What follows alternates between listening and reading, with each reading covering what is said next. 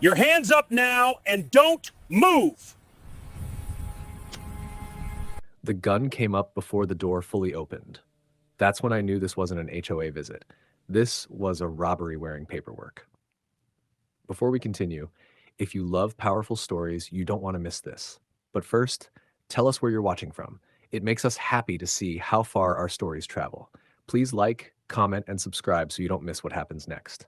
Now listen, the barrel hovered inches from my chest while 5 men fanned out like they'd rehearsed it. Black vests, radios crackling, one filming. One watching the street, one blocking my steps, their badges didn't match, and one was peeling at the corner like a bad sticker. Vault code, the man said. HOA safety audit. I didn't move. I counted.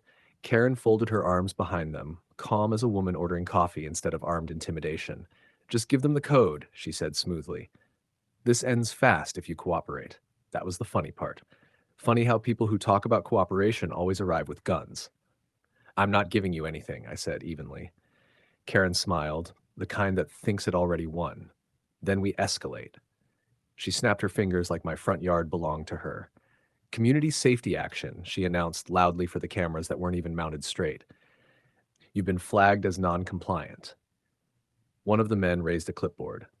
Another adjusted a crooked body cam. Professional theater. Community cosplay.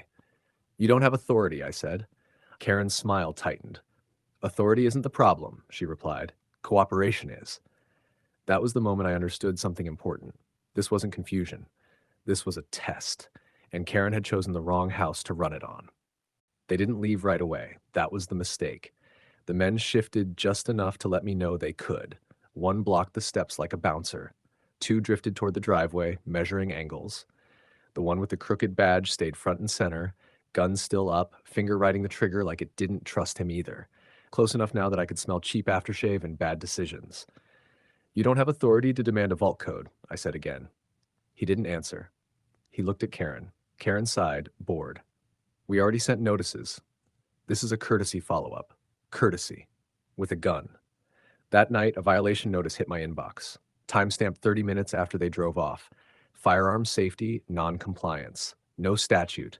No citation. Just a deadline and a warning about insurance exposure. By morning, there were 2 more. Same wording, different sender names, designed to feel automated, inevitable, like resistance was a waste of energy.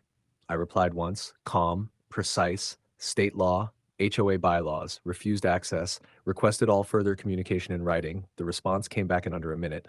Enforcement pending. No signature. That's when the patrol started. A black SUV idling across the street after dark, headlights off, someone inside, phone glowing. They never knocked again. They didn't need to. I watched from my window, cataloging details without thinking about it. Positions, timing, hands. Who was nervous? Who was pretending not to be? I hadn't worn the uniform in years, but habits don't die just because you stop introducing yourself with rank. To the HOA, I was just a quiet homeowner. To Karen, I was supposed to be easy. She was about to learn how expensive that assumption was. The HOA meeting was scheduled for noon on a weekday. That told me everything. Empty room, fewer witnesses, easier control.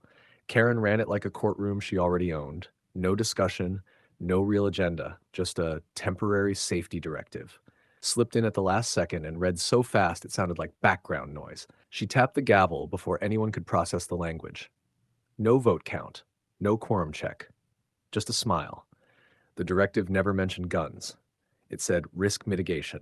It authorized third-party security verification for any homeowner labeled high liability.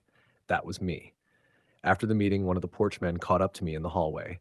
No gun this time, just a clipboard and a grin that had practiced in a mirror. Voluntary compliance keeps premiums down, he said. Refusal puts everyone at risk. I'll take my chances, I replied. That night, an email arrived from an insurance broker I'd never contacted. Mandatory monitoring package, biometric vault verification, monthly fees. That's when the picture finally sharpened. This wasn't about safety. This was a subscription.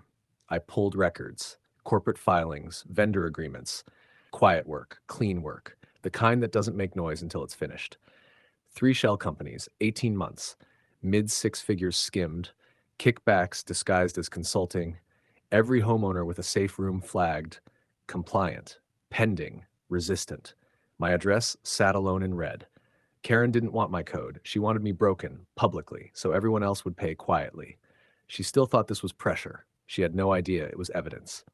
If you're enjoying this story, please like, comment, and subscribe. Karen wanted it public. She just didn't expect witnesses with badges. The meeting barely started before the doors opened. Not dramatic, not loud, just enough presence to steal the room. The sheriff stepped in, followed by a county investigator carrying a laptop like it weighed nothing at all. Karen smiled anyway. She always did. "This is a community safety meeting," she said smoothly. "We're addressing noncompliance that threatens our insurance." She gestured at me like I was a cautionary tale.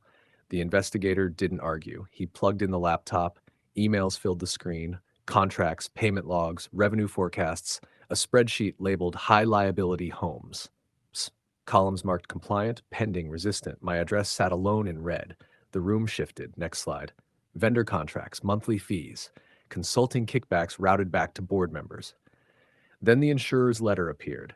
Stamped, signed, undeniable. Coverage is not contingent on vault access. Someone gasped. Someone else laughed, the nervous kind you make when you realize you've been robbed politely. Karen stood up fast. "This is being taken out of context." Click. Her handwritten note filled the screen. "Break one publicly, the rest will fall in line." The sheriff turned to her. "Is this your handwriting?" Karen opened her mouth, closed it, tried again. Nothing came out that could save her. The cuffs clicked. Clean. Final. Almost polite. Phones came out, but none of them pointed at me. As Karen passed my row, she finally looked, really looked, like someone realizing too late she'd tested the wrong silence. Outside, the air felt light again, quiet. Honest. Authority had tried to cosplay power and lost. If you enjoyed this story, please like, comment, and subscribe. Share it with someone who loves sweet justice.